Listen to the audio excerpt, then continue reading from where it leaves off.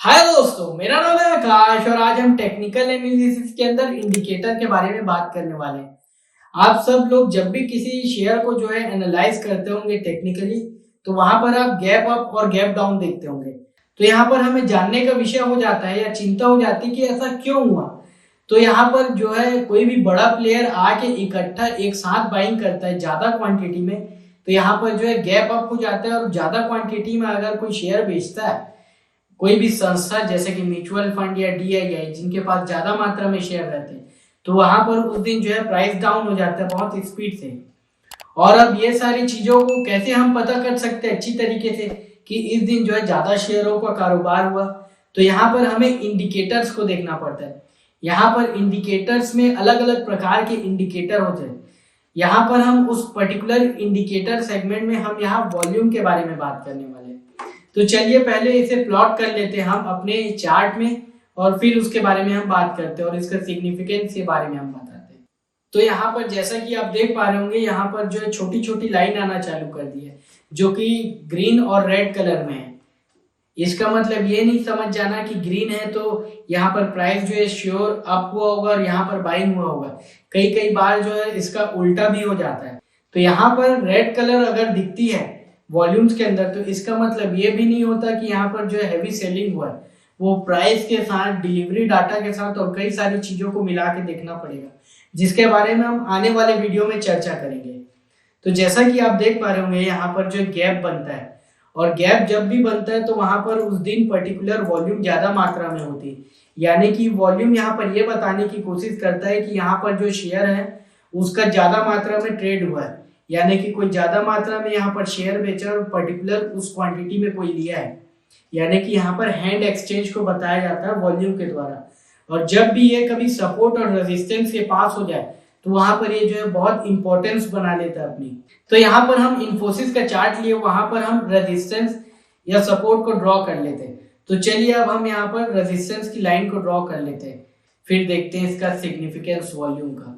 तो अगर आपको सपोर्ट और रेजिस्टेंस के बारे में ना पता हो और सपोर्ट और रेजिस्टेंस लाइन हम कैसे ड्रॉ करते हैं, तो यहाँ पर हमने पुराना वीडियो बनाया है जिसको कि आप जाके आई बटन में देख सकते हैं, जिसके कारण आपको क्या है थोड़ा अच्छे तरीके से जानकारी मिल जाएगा सपोर्ट और रेजिस्टेंस से रिलेटेड। तो यहाँ पर आप इस वीडियो को अच्छे से कंटिन्यूटी में समझ पाएंगे। तो यहाँ पर जैसा कि आप देख पा रहे होंगे, यहाँ पर बार बार शेयर जो है आके टकराया और कंटिन्यूटी पे कंसोलिडेट किया, लेकिन जब जो है प्राइस यहाँ से तोड़ के ऊपर भागना चालू किया, तो यहाँ पर जो उस पर्टिकुलर दिन में प्राइस जो है बहुत ज्यादा बढ़ गया और यहाँ पर जो है हैवी वॉल्यूम से हुआ। तो यानी कि कोई बड़ा प्लेयर जो है, इसको हम रेक्टेंगल बॉक्स को रेड कलर में बना देते हैं। तो यहाँ पर जैसा कि आप ग्रीन कलर की पतली सी लाइन देख पा रहे होंगे, यहाँ पर यानी कि कोई ज्यादा मात्रा में यहाँ पर शेयर लिया है और इसके बाद प्राइस जो है अब चलना चालू किया है। और जब भी ऐसा कभी होता है, रेजिस्टेंस के पास जो है ज्यादा मात्रा में वॉल्यूम आके प्राइस को ऊपर ले जाने की कोशिश करता है, तो वहां से शेयर जो है अपने अप ट्रेंड जो है चालू कर देता है। तो यहाँ पर वॉल्यूम का एक बहुत बड़ा सिग्निफिकेंस भी है। उसी तरीके से यहाँ पर रेजिस्टेंस में आते हुए गैप डाउन भी आप देख सकते हैं। यहाँ पर भी शेयर जो है पर्टिकुलर प्राइस से करेक्ट हुआ और यहाँ पर भी रेड कलर की कैंडल बनी। तो यहाँ पर आप ये भी मान सकते हैं कि यहाँ पर जो प्राइस है वो हैवी सेलिंग के कारण नीचे आ गया। तो यहाँ पर वॉल्यूम की इंपॉर्टेंस बहुत ज्यादा बढ़ जाती है। और अगर आप अपने चार्ट को बिना वॉल्यूम के देखते हैं, तो यहाँ पर जो है आपको कई बार मिस इन्फॉर्मेशन मिल सकता है। तो यहाँ पर इंडिकेटर सेक्शन में जाके हमें वॉल्यूम हर चार्ट को लगा के स्टडी करना चाहिए। और यहाँ पर कम्युनिटी में कई अलग अलग प्रकार के वॉल्यूम्स ले आए, जो कि एक प्रकार से एडवांस वर्जन है वॉल्यूम को देखने का। तो यहाँ पर आप उसको भी देख सकते हैं।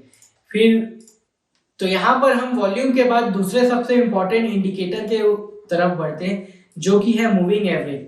मूविंग एवरेज का एक बहुत ज्यादा ही सिग्निफिकेंस है। और मूविंग एवरेज जो है अलग अलग प्रकार के होते हैं, चाहे एक्सपोनेंशियल हो, सिंपल हो।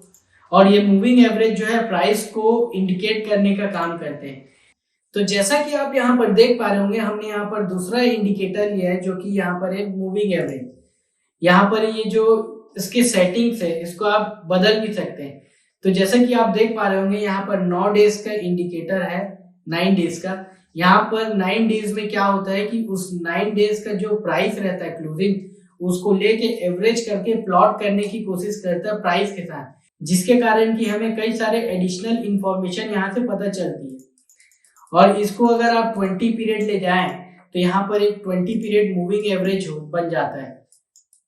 और 20 पीरियड मूविंग एवरेज बहुत ज्यादा सिग्निफिकेंट रहता है। जैसे कि आप देख पा रहे होंगे, जब भी प्राइस 20 पीरियड के ऊपर चलना चालू करता है तो प्राइस जो ऊपर ही चलता जाता है, फिर यहाँ पर थोड़ा सपोर्ट लेता है, फिर ऊपर चलना चालू कर देता है।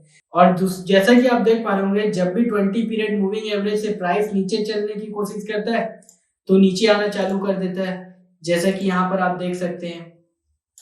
उसके बाद प्राइस फिर अप जाना चालू करता है तो सबसे पहले 20 डे मूविंग एवरेज को अप साइड में काटता है, फिर नीचे आता है तो इस डायरेक्शन से यहाँ पर काटने की कोशिश करता है। तो यहाँ पर आप अलग अलग मूविंग एवरेज लेके या अलग अलग मूविंग एवरेज के सेटिंग्स को क्लिक करके आपको क्या है और ज्यादा प्राइस का इंफॉर्मेशन मिलेगा।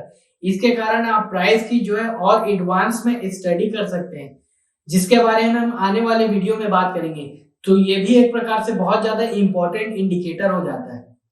तो फिर हम और एक फेमस इंडिकेटर के बारे में बात कर लेते हैं, जिसको कहा जाता है RSI, रिलेटिव स्ट्रेंथ इंडेक्स। इसको भी आप इंडिकेटर सेक्शन में जाके फाइंड आउट कर सकते हैं। और यहाँ पर नीचे मूविंग एवरेज भी दे दी है। तो पहले हम सिंपल तरीके से देखते हैं। यहाँ पर हम मूविंग एवरेज जो RSI में प्लॉट किए गए उसको हटा लेते हैं। तो यहाँ पर जैसा कि आप देख पा रहे होंगे, ये अपना जो है RSI है।